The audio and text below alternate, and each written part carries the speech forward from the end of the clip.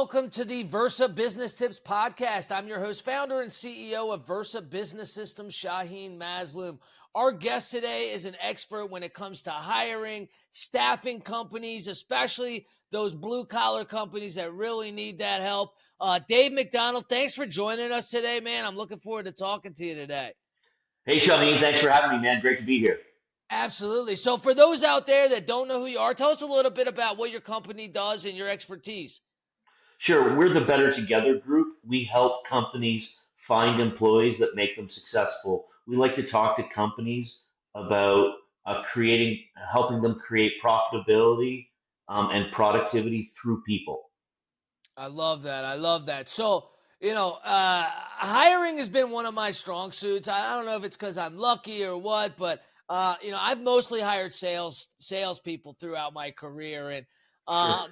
but a lot of companies are really struggling, man. Like, why do you think, like, especially truck drive, right? You can't pass a Yeah. truck. You drive from here to the gas station on the corner, you're going to see 3 trucks that have now hiring signs on them.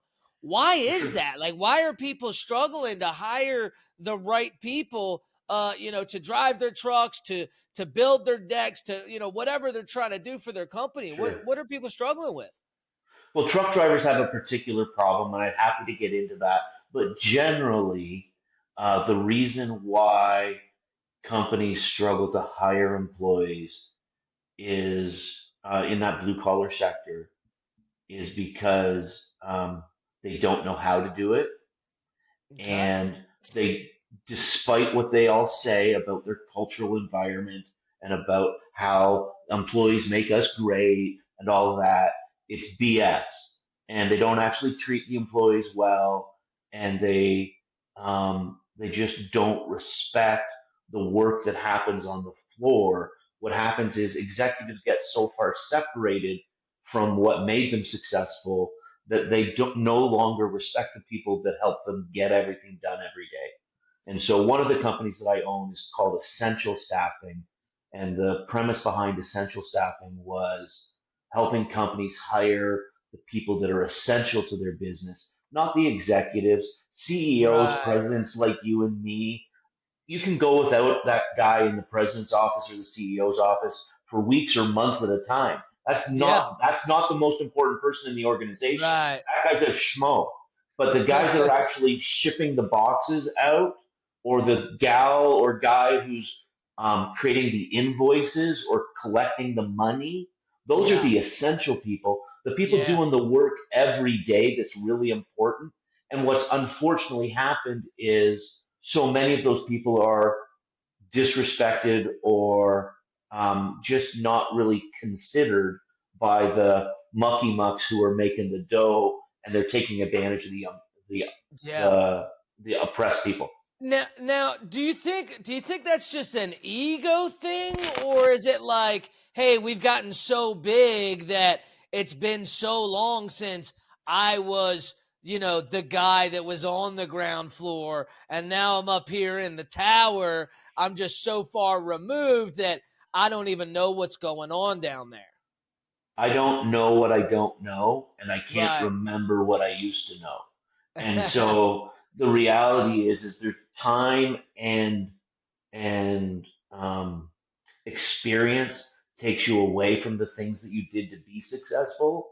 And Right. now that you are successful, you forget what it's like to walk in those guys' shoes unless you kind of go back and do it, or you are like just hyper focused on being that servant leader that really gets how to help people achieve what they want to achieve, and you get what you want to achieve as a byproduct of helping them achieve what they want to achieve. Zig Ziglar said forever ago, you're probably too young to know who Zig Ziglar is, but I've read a lot of his books, actually. have He was you? one of Okay, he was one of the first he was one of the first sales guys I studied when I was 16. Yeah.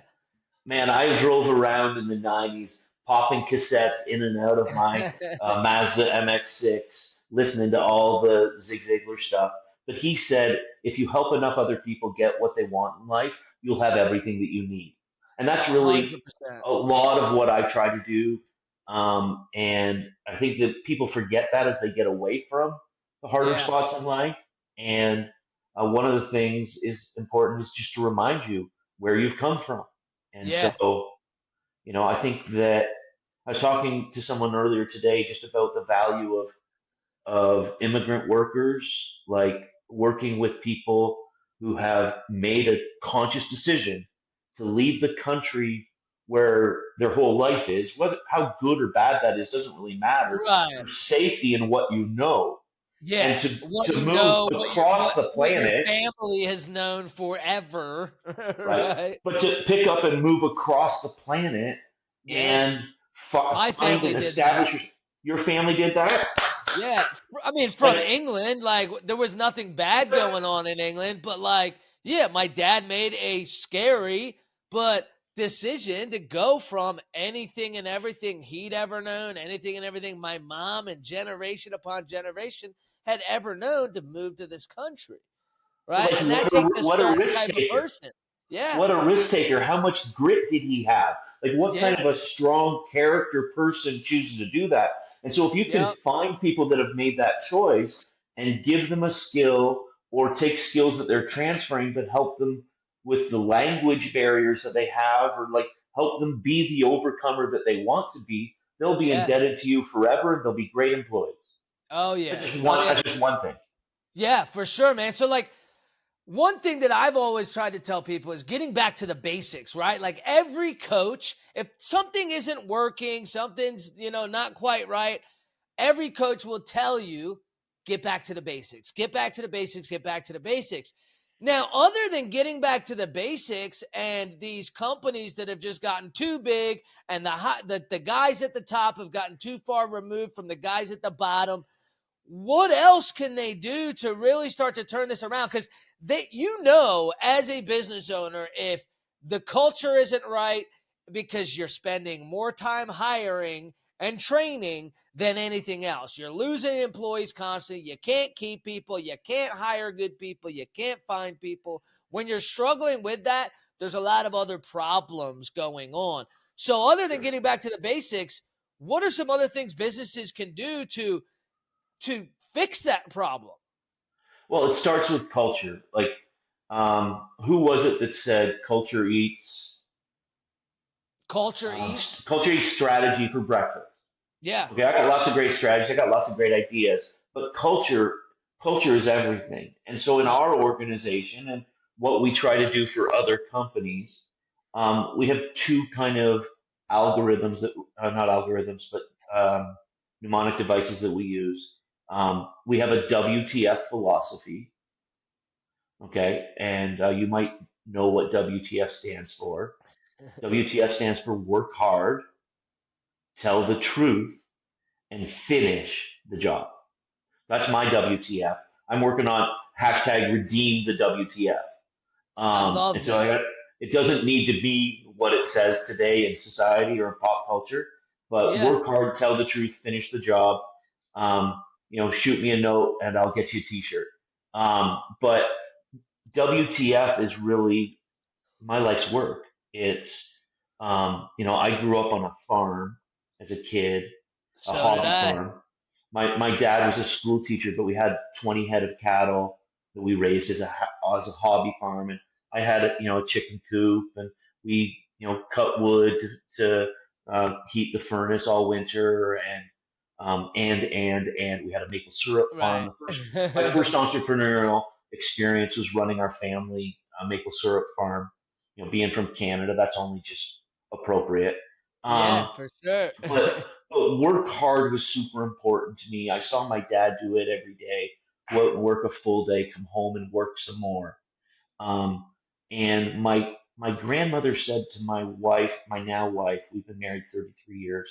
When we got Congrats. engaged, my grandmother said to my wife, she said, Rhonda, why would you want to marry such a lazy, lazy boy?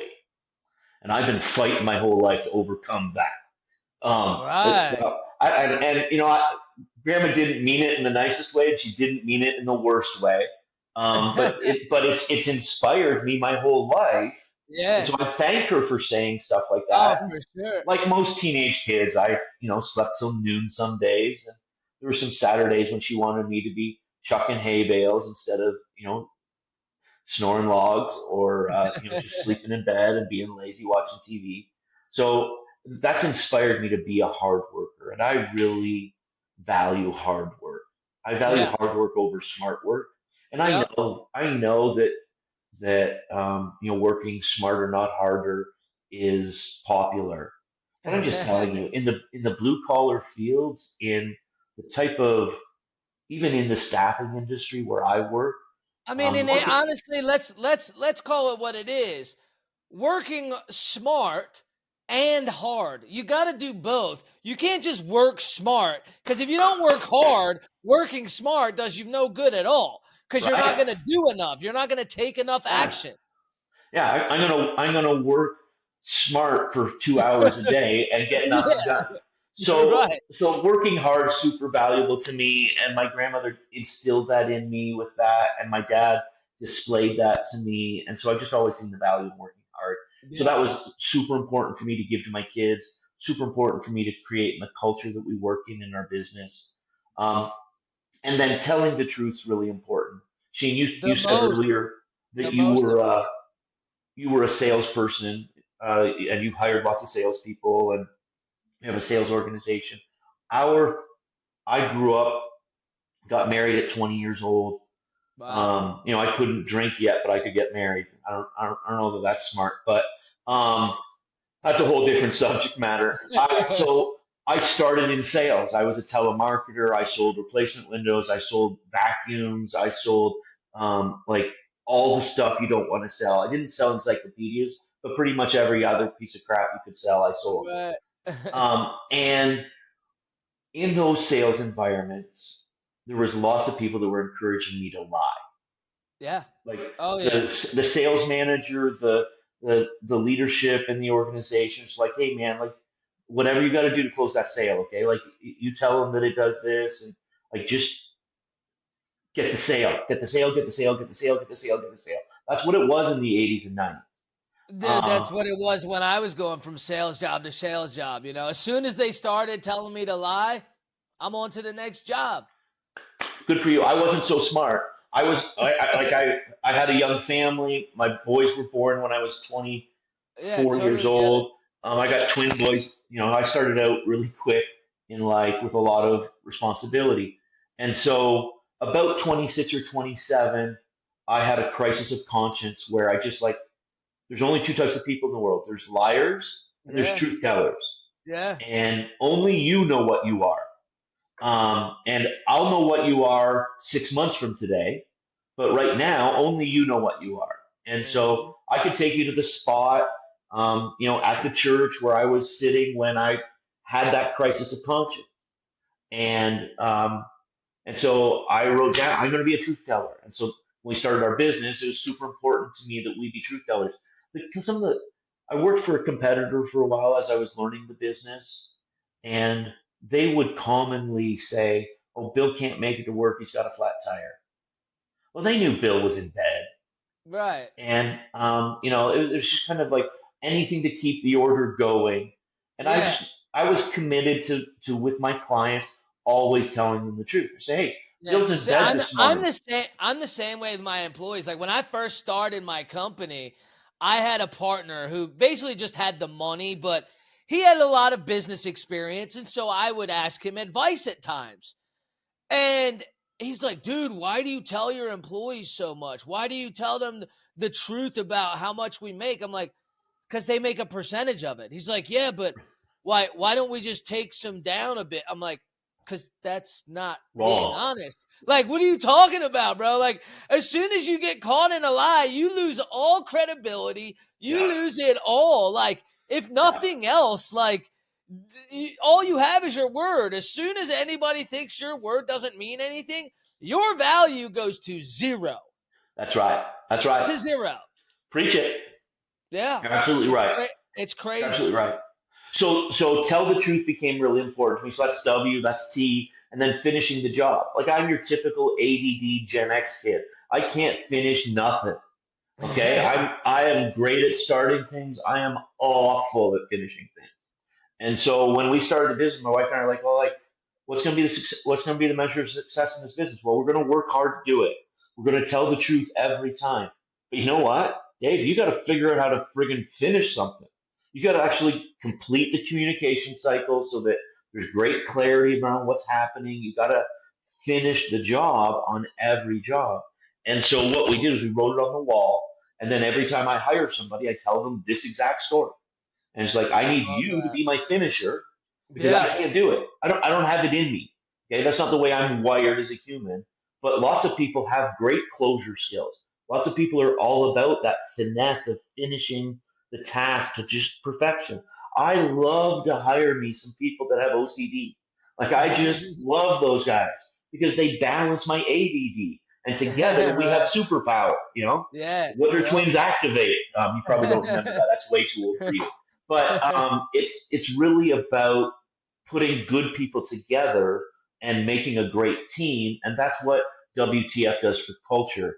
Another Yeah. way we talk about it is the three I's, because WTF doesn't play in a corporate boardroom very well. Okay, when I'm selling to trucking companies or I'm selling to manufacturing settings, I drop the WTF on them, and they're like, "Oh man, that's great! I love that one." Yeah. Yep. But when I go into a corporate boardroom, which I do not much selling, and you can like just look at it, I'm good at selling to plant managers, not to executives. But when I'm in those environments, we talk about the three I's. And the three Okay. I's are integrity, intentionality, and intensity. And so, like you said earlier, you are who you are, and once you lose your reputation, you're nothing. So integrity is like the basis. You have to have integrity to be successful in my world. Now, you can have financial success without integrity, but I Right. don't I don't know how long you'll have it, Yeah. and I don't know how much life success you'll have without integrity. 100%. And then intensity is really important. You and I both have lots of fire. Obviously we get that just talking to each other. We get amped up, Right. and intensity is great, but intensity alone without intentionality is like a wildfire that's rolling across the hills of California, and that's no Yep. good at all. Yep. Um, so in so you take intensity and you add intentionality to it, and now you've got something's going to happen. I love Intentionality that. is the plan to execute with intensity and integrity, holding it all together. And now you've got great character as a human and great culture as a company. And so for me, I think of the three I's like a furnace. So intensity is the fire that gets the heat out. Um, Intentionality are the HVAC pipes that are going all around to the house with the fans that pull the air through and get them to the right Yeah. place at the right time in the right amounts. And integrity is the firebox that holds it all together and makes it not blow up. Because blowing Exactly. up It's sucks. very, I mean, both of these things are very similar. I heard the other day Jared Glant said A cubed. It was um attitude, action, and attitude, approach, and action, right? Like Oh, it's all very in line. Like I mean, when you hear some of the very successful and very good companies, especially when it comes to culture and hiring, they all have something very similar, like the three I's, the WTF, the three A's, the A cubed, whatever, and it's all ends up being the same, right? Like you got to have the action, you got to have the integrity, you got to have the discipline and the truth, and it's great. It's great stuff, man. It really is. yeah. Patrick Lencioni, a famous business author, talks about hungry, humble, smart.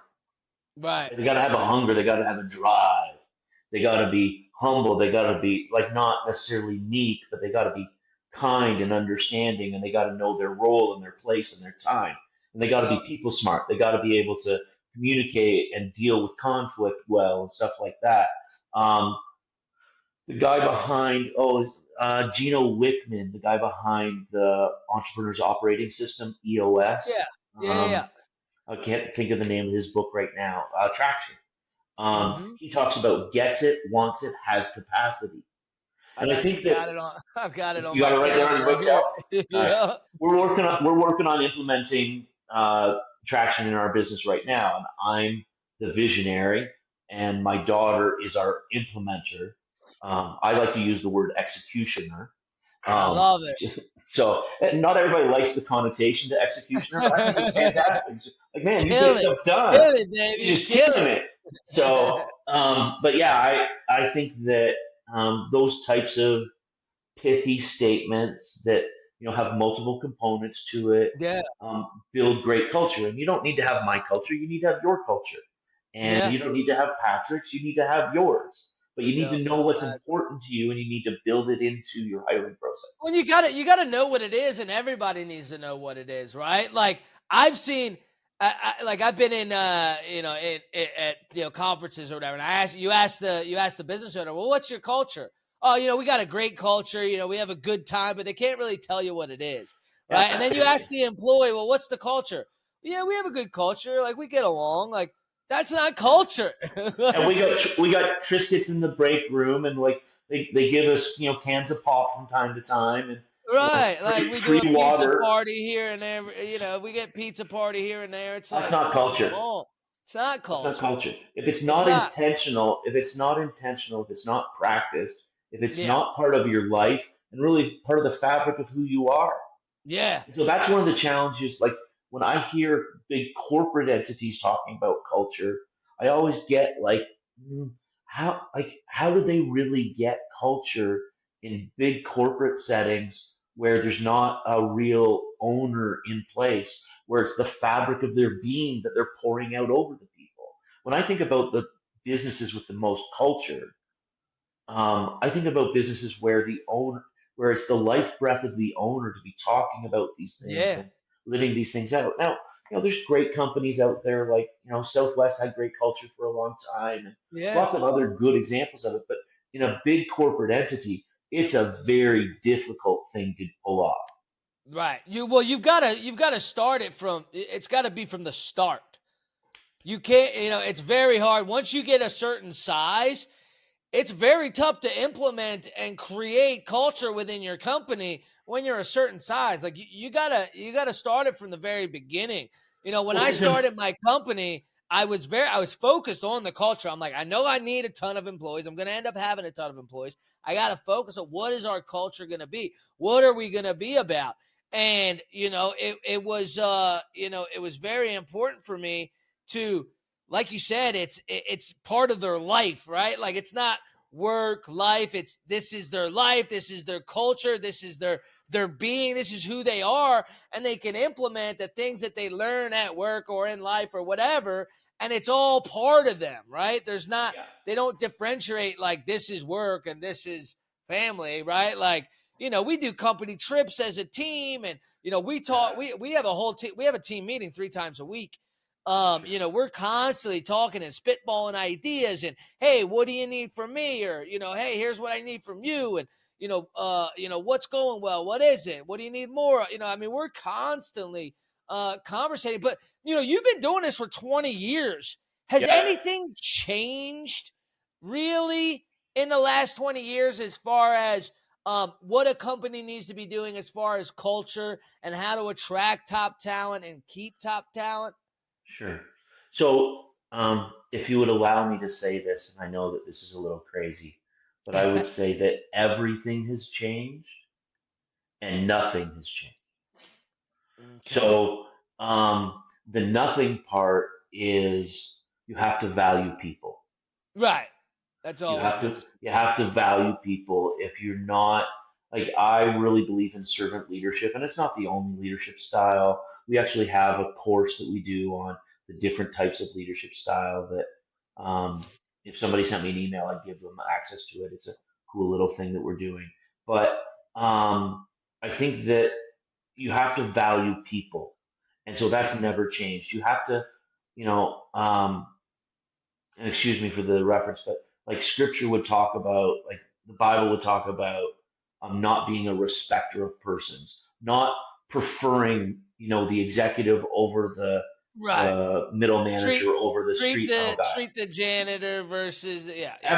Everybody's equal. Yeah. Everybody's equal.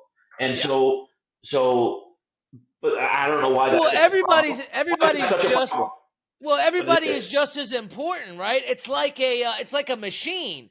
If this part of the machine isn't running right, the whole thing doesn't run right. that's You know right. what I That's mean? right. I mean, it's anything in life, right? Everything has to do its job, and so every little piece. And people that don't see that, it blows my mind because it's just like, how do you not? I've always seen that, right? Like Right. people, without people, your company doesn't exist. Without the salespeople, the management, the marketing, the guy that cleans the toilets so the salespeople can take a shit when they need to, whatever it is, right? Like everybody is just as important, and it gets the whole thing moving, Right. right? Like if And you're it on a doesn't boat and the motor stops, you're not going anywhere, right. It doesn't mean that they all get paid the same. It doesn't mean that they right? all yield the No, same outcomes. There's ways for figuring that out, but but they're you all have to just as respect important. people. They're Yeah. all important. They're all humans, and they need to be treated well. One of my employees said to me recently on one of our podcasts, she said, people like to put people in boxes. And life's easier when I can put you in a box based on your hairdo or your outfit or, whatever. But life is easier when you can take someone and just kind of box them up and say, okay, I know what to expect from this. The problem is it's not ever true. And as Right. someone said to me this morning, when Well, you put people in boxes, if yeah, you you're put just people making in it boxes, you're uncomfortable. going to suffocate them. And so Yeah. that's no good at all. So Right. we need to tear down the walls to the boxes and Yeah. not try and compartmentalize people, but get to know them as human beings. Yeah. And where we can get to know them as human beings and respect them by walking in their shoes or just being kind enough to hear them and hear their story. Just like we Yeah. talked about that immigrant guy. When you get to know them, you can understand them better and you can help them more and they can help you more. So we need to be 100%. careful that we not compartmentalize people or box them up or stereotype people, um, but just live with them and get to know people. And Right. that's really I the power of leadership. I gotta ask you this question, and I would almost bet my life the answer is yes. Have you ever read a book by Jeb Blount? No, never heard People that name follow before. you. No, People Jeff, follow what? you. People B follow L you. O. Yeah. People follow you by Jeb JebBloundt, I think. But people follow you. It When I first became a sales manager, I don't know, how old am I now? Maybe 16, 17 years ago. The You're not owner of the that old. company, um, the owner of the company he was a bit of a wild guy, not somebody that I would want to be like, but he respected everybody, and we Mm, followed him.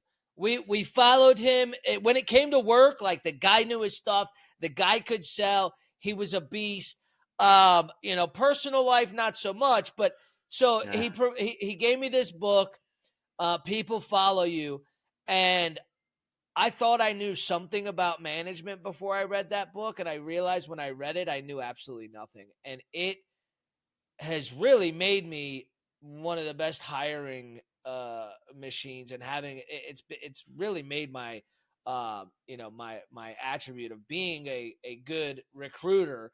Without that book, I don't even know if I would have gotten there. But it's got some I'm gonna amazing. download it today. Yeah, it's got some amazing insights. A lot of the stuff that you're saying, about people and respect and, really getting to know them and not, putting them in compartments. I mean, a lot of the stuff that you're saying, really goes in line with, some of the stuff that he said. And that's why I figured maybe you'd read it. Sure. But No, sure. yeah, That's yeah, cool. it's a That's cool. great. I love that. I think it's so important that we continue to learn from people and Oh, be for sure. lifelong learners. Like my mom was a grade 8 graduate from school. She didn't get past grade 8. She went to grade Hmm. 9 her first day. Her brother came and knocked on the door, pulled her to class, and she went to work, and that was it for her. Yeah. And she did a lot of amazing things in her life. She taught me to be a lifelong learner. And one of the things that I'm, now in my 50s, I'm learning so much is to listen to people that are younger than me. And I so highly value people in their 20s and 30s, people in their 40s I don't have much time for, but no, I'm just joking. People in their 20s and 30s have so much perspective to give me, and I don't always Different agree with them. perspective. Yeah. I often don't agree with them, but I do really value their insights. And I'm trying to, one of the things about being a business owner is you're always kind of looking ahead and planning. And so when I turned 50, I had a bunch of advisors that were 60 who were soon going to be retiring. And so Right. I decided I wanted to change my advisor team to people in their 40s and 30s who could get me to the end of my run. Yeah. And so, like, you've got all these trusted relationships you've built over time, but at some point, I want to be in control of when those relationships change. I don't want Yeah, them for to be in sure. control of it. And so I really Absolutely. do value those younger people and what they can teach me and the additional perspective that they give me. And I'm not a super Absolutely. woke guy. That might not surprise you, but I do really value understanding their perspective and Absolutely. I mean, letting that I feel form like me. you, yeah, I'm kind of the same way, but I feel like you've got to really listen to one to understand them, but you got to understand where they're coming from to be able to manage them, to be able to. I mean, you've especially if you're hiring people that think like them and talk like them and were educated like they were, right? Like the stuff they're teaching in school today, you would never in a million years, if my parents found out that they were talking about some of the stuff they're talking about in schools today, they'd have ripped Yeah. me out of that school faster than I don't know what. Right. Right. It's a different world, right? People are just different. And it's I love that you do that because that's what makes you a great leader and a great coach and great at hiring people and attracting talent, because you understand them, because you listen to them, right? Like a lot of the Yeah. times people just want to be heard. Right. Yeah. There's a phrase my daughter uses, and I'm going to butcher it, so I apologize. Hannah, I do listen. I just don't always remember. It's a different thing. But it's like listen to understand and then understand before you speak. That for and this is something I think that I taught her by bad example, where I say stuff that's so outlandish that she and her coworkers of her age group can't hear the lesson I'm trying to teach them, which is good and valuable, because I Right. said something so stupid.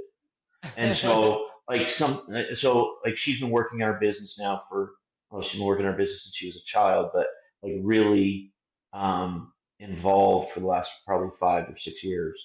And she's really taught me to control what I say so that I don't get them spinning about what I said Right, and and they hear the they true miss the message. lesson. They miss the lesson. So if I'm not, Yeah.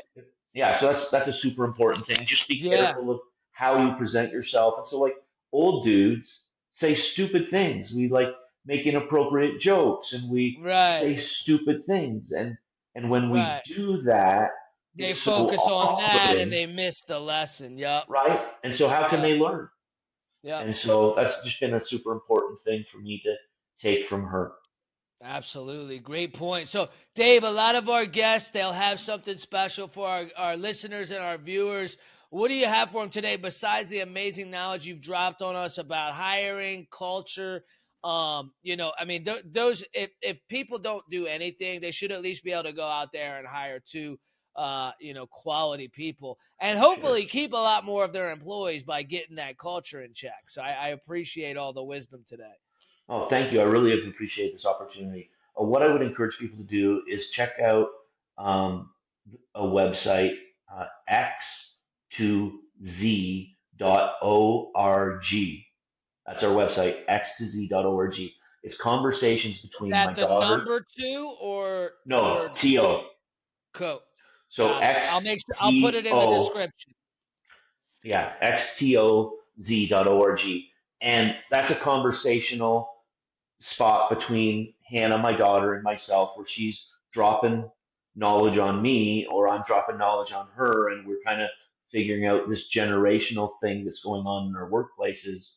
And Yep. so in that, there's a spot for if you're looking to hire employees. We have a book called How to Hire Employees. Really creative with the name. Well, you gotta Um, be. There's so many damn books, dude. I mean, there is so many because nobody goes to a bookstore any day, right? no, So it's no, all on Amazon. I think I looked the other day. Amazon has I don't even know how many millions of different books.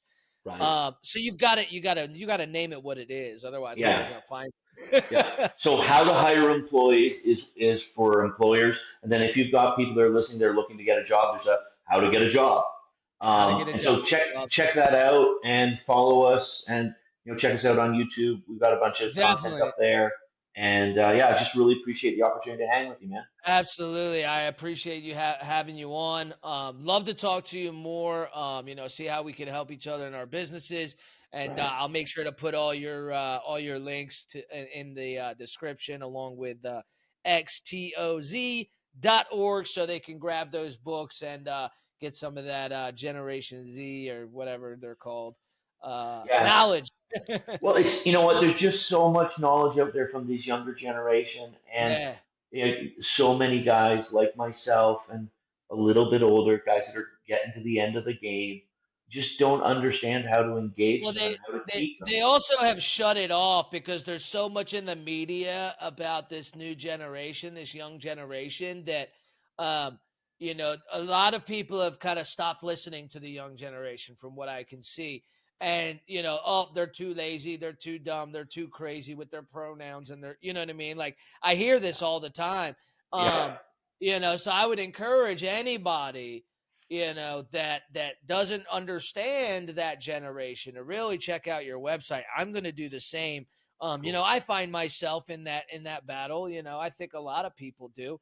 So I'm definitely going to check that out. I'd love to understand them more. And Yeah. let's face it, we need them.